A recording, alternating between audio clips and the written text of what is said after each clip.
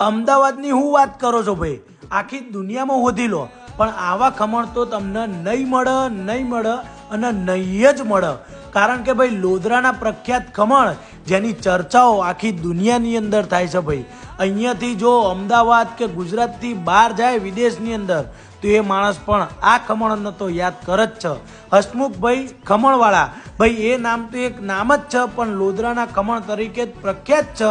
એટલે રાહ ના જોવાય, અમદાવાદથી હોય તો જરૂરથી પહોંચી જ જજો ભાઈ.